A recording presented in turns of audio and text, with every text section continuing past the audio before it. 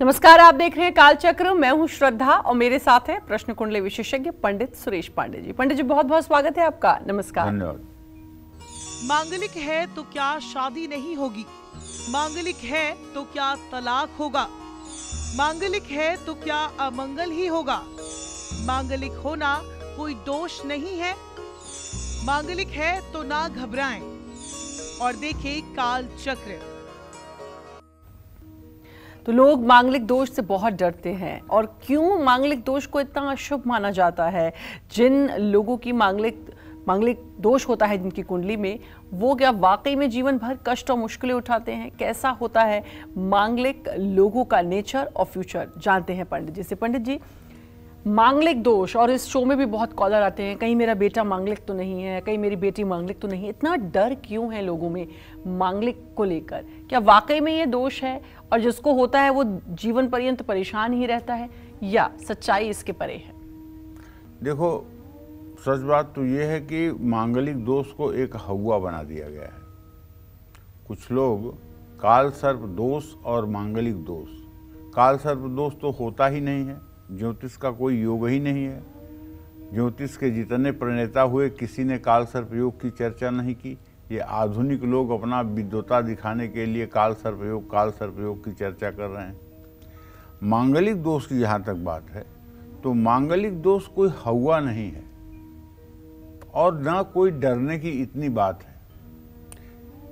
लगभग 60% लड़के और 60% लड़कियां मांगलिक होते ही हैं, और जब उतने लड़के उतने लड़कियां मांगलिक हैं तो फिर डरने की क्या बात है। दूसरी बात, आज का कार्यक्रम हमारा इसलिए विशिष्ट है कि आज हम सिर्फ इस बात पर नहीं चर्चा करेंगे कि मांगलिक है तो क्या होगा।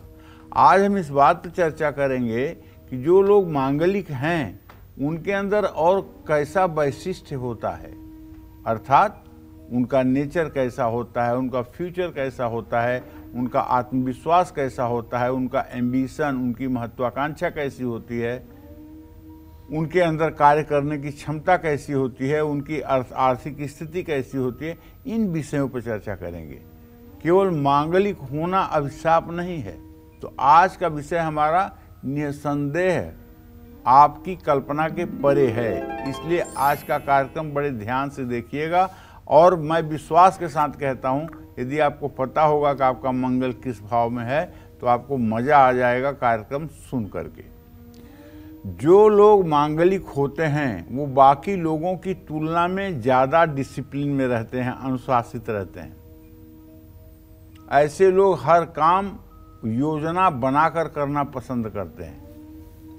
मांगलिक लोग जो भी काम शुरू करते हैं उसको अंजाम तक पहुंचाकर छोड़ते हैं। मांगलिक लोग साहसी और निडर होते हैं, क्योंकि मंगल साहस और पराक्रम का प्रतिनिधि है। बड़ी से बड़ी मुश्किल या संघर्ष से ये नहीं घबराते हैं। इनका व्यक्तित्व प्रभावशाली होता है और लोग इनकी तरफ जल्दी आकर्षित हो जाते हैं। तो ये मंगल ग्रह का प्रभाव है। डरने जैसी कोई बात मांगलिक होने की नहीं है। ये एक प्रकार से हवा लोगों ने बनाया हुआ है, और ये हवा है नहीं। हकीकत में 60% लड़के 60% लड़कियां मांगलिक होते ही हैं, इसमें कोई संदेह की गुंजाइश नहीं है।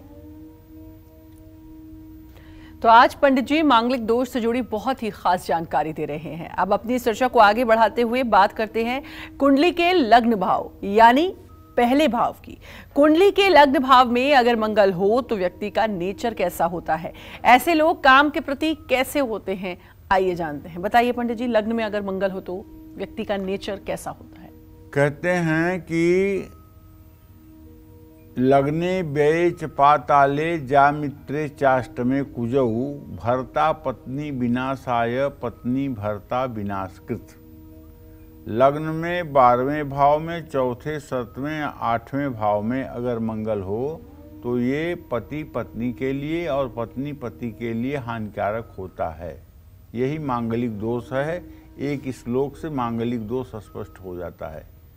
वो श्लोक ये है, लग्ने व्यय च पाताले जामित्रे चाष्टमे कुजौ भर्ता पत्नी विनाशाय पत्नी भर्ता विनाशकृत। इसके अलावा कोई और दूसरा श्लोक नहीं बना है इसके लिए।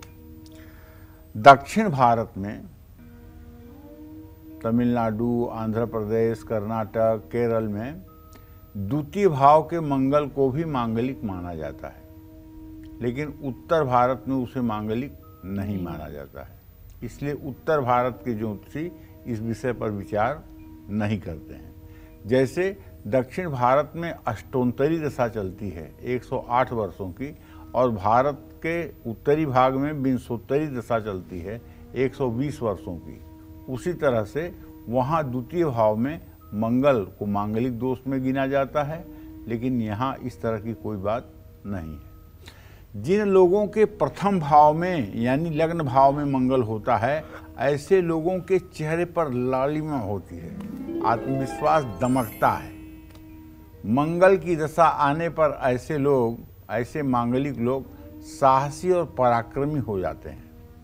ऐसे लोग किसी के भी दबाव में काम करना पसंद नहीं करते हैं। ऐसे लोग मुश्किल परिस्थिति पर भी आसानी से नियंत्रण पा लेते हैं। ऐसे लोग कठिन कार्य को भी बहुत ही आसानी से कर लेते हैं। खेल, सेना, सेवा के क्षेत्र में इन मांगलिक लोगों का काफ़ी नाम होता है। खास करके मंगल अगर मकर राशि का, मेष राशि का या वृश्चिक राशि का मंगल लग्न में हो, तो ऐसा मंगल व्यक्ति को आकाश की बुलंदियों पर पहुंचा देता है, और ऐसा व्यक्ति बहुत ज़्यादा तेज,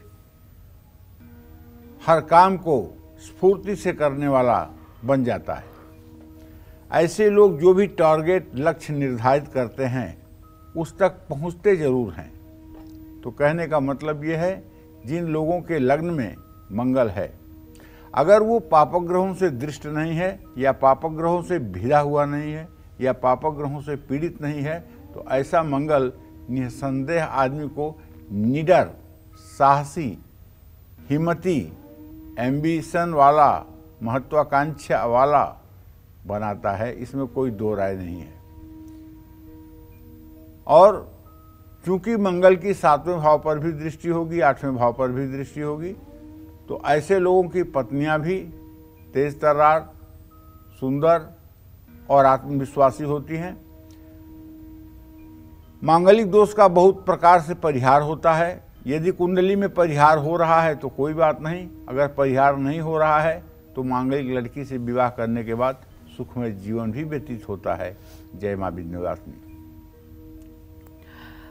तो हम मांगलिक दोष के बारे में चर्चा कर रहे हैं, और भी बहुत सारी जानकारी और भी बहुत सारे भ्रम हैं जिसको पंडित जी दूर करेंगे, और साथ ही राशियों की तरफ बढ़ेंगे। आपकी आर्थिक स्थिति कैसी रहेगी हर राशि की, कामकाज, रिश्ते, शुभ उपाय क्या है, शुभ अंक, शुभ रंग, ये भी जानेंगे। लेकिन उससे पहले जम्मू से कॉलर जुड़ चुके हैं हमारे साथ। विहार जी, बहुत बहुत स्वागत है। बात करिए पंडित जी से। नाम पंडित जी। नाम बताओ बेटा अपना।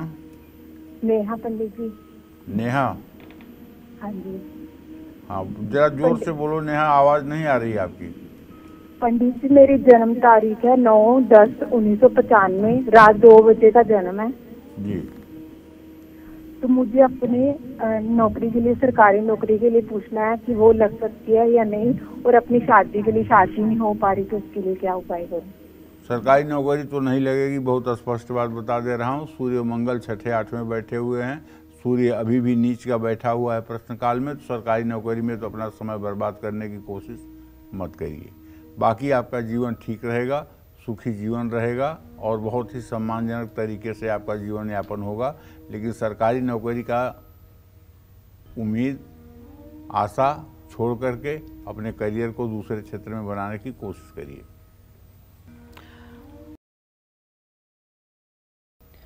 तो आपने लग्न के बारे में तो जान लिया, अगर लग्न में मंगल हो तो फिर क्या होता है। लेकिन लग्न के अलावा और कैसे और कौन से ऐसे भाव हैं जिसमें मंगल अगर विराजमान है तो फिर व्यक्ति के नेचर में और फ्यूचर में क्या कुछ असर पड़ता है, जीवन में क्या असर पड़ता है, जानेंगे हम पंडित जी से। लेकिन उससे पहले हमारे साथ कॉलर जुड़ चुके हैं विपुल जी दिल्ली से। विपुल जी, स्वागत है, बात करिए आप पंडित जी से। पंडित जी नमस्कार। हाँ नमस्कार पंडित जी, मेरा नाम विपुल, दिल्ली से। डेट ऑफ बर्थ 29 मार्च 2001, दिन के 11:23 पे मेरा भविष्य कैसे रहेगा और हमारा घर कब तक होगा? चलिए मैं आपको बताता हूँ विपुल भैया। आपके द्वितीय सप्तम भाव के स्वामी मंगल बुध हैं और मंगल बुध का बृहस्पति के साथ इत्तेसाल नहीं हो रहा है। भविष्य तो आपका अच्छा है, लेकिन अभी वर्तमान आपका अच्छा नहीं है। 23 फरवरी 2025 के बाद आपका समय बहुत अच्छा शुरू होगा, घर भी बनेगा और आपके जो भी सपने हैं अधूरे वो भी पूरे होंगे। लेकिन अभी 23 फरवरी 2025 तक संघर्ष की स्थिति है, संघर्ष करना पड़ेगा। आपको चाहिए कि आप हमारे कहने से 10 बार हनुमान चालीसा का रोज पाठ किया करिए। ये क्रम कम से कम 1 साल तक चलाइए और हर मंगलवार को हनुमान मंदिर जाया करिए। चाहे 5 ही लड्डू हनुमान जी के सामने रखिए, लेकिन 5 लड्डू और तुलसी के पत्ते जरूर रखिए। ये उपाय करना आप शुरू करिए, निसंदेह आपके भविष्य में 4 चांद लग जाएगा। जय मां विंध्यवासिनी। जिन लोगों की कुंडली में चौथे भाव में मंगल होता है, ऐसे लोगों की फाइनेंशियल कंडीशन कैसी होती है, परिवार कैसा होता है और ऐसे लोगों का फ्यूचर कैसा रहता है, आइए जानते हैं पंडित जी से। पंडित जी, अगर चौथे भाव में मंगल हो, मेरे भी है, तो फिर ऐसे लोगों का नेचर और फ्यूचर कैसा होता है? देखो, बहुत सी बातों पे बहुत सी बातें डिपेंड करती हैं। मंगल किस राशि में है, किन ग्रहों की दृष्टि में है, किन ग्रहों के साथ है। केवल मंगल का चतुर्थ भाव में होना ही एक बात नहीं है, इसके साथ बहुत सी बातें हैं। शत्रुगृही है, अति शत्रुगृही है, मित्रगृही है, अति मित्रगृही है। तो ये सब बातों का जब मूल्यांकन करके उसका सारांश निकाला जाता है तब उसका अर्थ होता है। तो ऐसे में मैं बताना चाहूँगा अपने दर्शकों को, जिन लोगों की जन्म कुंडली में चौथे भाव में मंगल होता है, ऐसे लोगों को कड़ी मेहनत के बाद सफलता मिलती है। ऐसे लोग शक्तिशाली और आकर्षक होते हैं। ऐसे लोगों को संतान का सुख भी अच्छा मिलता है। लेकिन चूंकि मंगल माता के स्थान में बैठता है, इसलिए माता का सुख नहीं होता है। ऐसे लोगों की माताएं ब्लड प्रेशर के रोग से बहुत ज़्यादा पीड़ित रहती हैं। यहाँ तक कि ऐसे लोग गर्भ में जब आते हैं तब भी माँ का ब्लड प्रेशर और शुगर दोनों हो जाता है, जो पहले नहीं रहता है। ऐसे लोगों को संपत्ति और वाहन का सुख हमेशा मिलता है, इसमें कभी कोई कमी नहीं आती है। और ऐसे लोग अपने जीवन में उच्च पद पर भी पहुँचते हैं और बहुत धन भी कमाते हैं। ऐसे लोग अपने घर से दूर रहते हैं और अलग अलग स्रोतों से धन अर्जित करते हैं। चौथे भाव का मंगल व्यक्ति को कड़ी पारिवारिक पृष्ठभूमि देता है, इसमें कोई संदेह नहीं है। जय मां विंध्यवासिनी। हमारे साथ कॉलर जुड़ चुकी हैं उषा जी, बहुत बहुत स्वागत है। बात करिए पंडित जी से। हेलो, नमस्कार सर। नमस्कार पंडित जी। हाँ पंडित जी, मेरी उम्र 29 साल है। मैं उषा रानी जम्मू से बात कर रही हूँ जी। तो पंडित जी, मेरी शादी में रुकावट आ रही है, रिश्ते होते होते टूट जाते हैं। तो पंडित जी को दिखाया, वो बोल रहे हैं कि मंगल दोष और काल सर्प दोष है। तो पंडित जी मुझे कुछ उपाय बताइए जिससे मेरी शादी बिना रुकावट के हो जाए। जो तो पंडित जी ऐसा कह रहे हैं उनसे कह दो कि आप बताओ, गारंटी के साथ मंगल और राहु की शांति करवा देती हूँ और आप बढ़िया शादी करवा दीजिए। काल सर्प जो दोष, मंगल दोष और पितर दोष के अलावा किसी को कुछ आ ही नहीं रहा है बोलने के लिए। सच बात यह है कि आपके विवाह में दोष का कारण ये है कि शुक्र ग्रह आपका अस्त है और शुक्र ग्रह जो है ये विवाह का कारक है, काम का कारक है। जब तक शुक्र ग्रह उदय नहीं होगा तब तक विवाह कार्य बनेगा नहीं। आप ओम सुंग शुक्राय नमः, एक छोटा सा मंत्र है, इसका रोज नहा करके 10 माला जप सुबह किया करिए। दुर्गा जी के चित्र के सामने एक घी का दिया जला दिया करिए। 72 दिन तक ये मंत्र आप करिए। जब अशुद्ध रहिए तब इस मंत्र को मत करिए 5 दिन। इसके बाद 72 दिन तक इस मंत्र को करिए। 72वें दिन किसी ब्राह्मण को बुला करके इसी मंत्र से 10 माला अर्थात 1080 बार काला तिल घी चीनी से हवन कर दीजिए और उस ब्राह्मण को भोजन करा दीजिए। देखिए उसके बाद 64 दिनों में आपका विवाह तय होता है कि नहीं। आप ये उपाय कर लीजिए। हमारे साथ कॉलर जुड़ चुके हैं। सचिन जी, बहुत बहुत स्वागत है, बात करिए आप पंडित जी से। प्रणाम पंडित जी। हाँ, सदा सुखी रहिए सचिन बाबू। पंडित जी, मैं पंजाब से बोल रहा हूँ। सचिन मेरा बेटा है जतिन, जिसका 1997 6 फरवरी का बर्थ है, 11:25 सुबह का। पंडित जी, जिस लड़की से हमने शादी करनी थी उसका डेट ऑफ बर्थ है 6 अक्टूबर 2002, 3:13। पूर्णिमा उसका नाम है, वो मांगलिक है। कितना बताए कि हमें शादी करनी चाहिए कि नहीं करनी चाहिए? शादी कर सकते हैं, कोई बुराई नहीं है। शादी कर सकते हैं, कोई बुराई नहीं है, बिल्कुल टेंशन लेने की जरूरत नहीं है। शादी एकदम कर सकते हैं, बस थोड़ा सा एक उपाय जरूर करना चाहिए। शादी के पहले मंगल दोष की शांति करा देना चाहिए। मंगल दोष के वैदिक मंत्र का 50,000 जप, हवन, तर्पण, मार्जन जरूर करा देना चाहिए। और गेहूं का आटा, गुड़, लाल कपड़ा, मसूर, ये सब चीज़ें मंगलवार के दिन उसी पूजा कराने वाले ब्राह्मण को दान भी कर देना चाहिए। इससे आने वाला समय उत्तम रहेगा। और एक और कॉलर हमारे साथ जुड़ चुके हैं गोरखपुर से। अनिल जी, बहुत बहुत स्वागत है, बात करिए पंडित जी से। हाँ गुरु जी प्रणाम। हाँ, सुखी रहिए। गुरु जी, मैं अपने बच्चे के बारे में पूछना चाहता हूँ जी। इसका नाम पीयूष शर्मा है। इसका जन्म है 26 जून 1993 को जी। इसका भाग्य उदय नहीं हो रहा है सर, क्या करना चाहिए? मेरे समझ से अनिल जी, आपके पुत्र का भाग्येश जो है वो मंगल है, सूर्य से 6ठा 8वां है। भाग्योदय के लिए मेरी समझ से एक 7-8 रत्ती का मूंगा चांदी की अंगूठी में बनवा करके दाहिने हाथ की अनामिका उंगली में मंगलवार को सुबह शुक्ल पक्ष में धारण करवा देना चाहिए। और दूसरा उपाय, धरणी गर्भ संभूतम विद्युत कांत समप्रभम कुमारम शक्तिहस्तम च मंगलम प्रणमाम्यहम, इस मंत्र का 10 माला 50 दिन तक जप कर लेना चाहिए। ये दोनों उपाय कर लेने से भाग्य सहायक होगा और जो भी मनोकामना होगी वो पूरी जरूर होगी। जय मां विंध्यवासिनी। जूते चप्पल का चोरी होना शुभ है या अशुभ? जूते चप्पल का दान क्या करेगा आपका कल्याण? साथ ही गंदे जूते चप्पल कैसे बिगाड़ सकते हैं आपकी किस्मत? आइए जानते हैं, बताइए पंडित जी। बहुत आपने सुना होगा, बारात में जूता चोरी हो गया।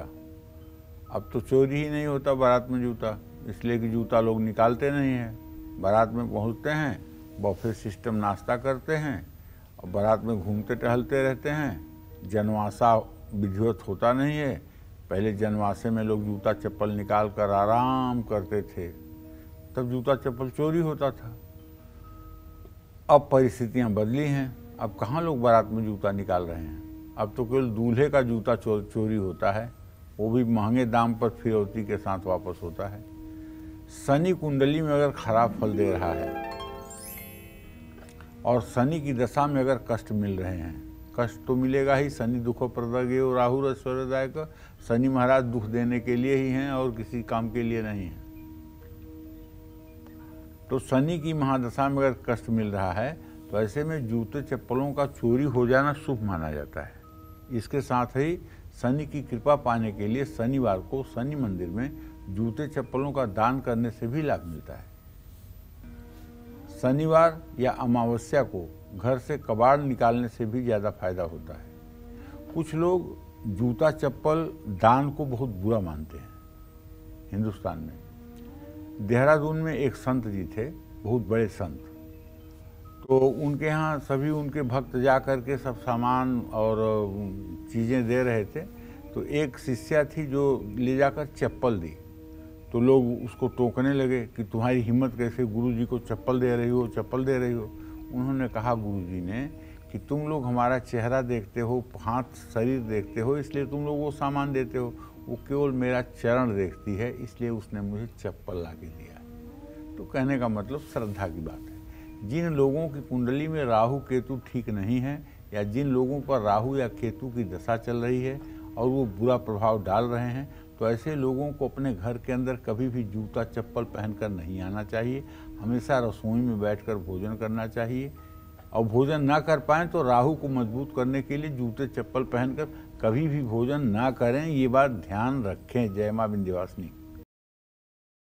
पंडित जी, बहुत अच्छी जानकारी आपने दी। मांगलिक दोष के जितने भी भ्रम थे उनको दूर किया, साथ ही जूते चप्पलों का दान कितना सही है ये भी आपने बताया। अपना समय दिया उसके लिए आपका बहुत बहुत धन्यवाद।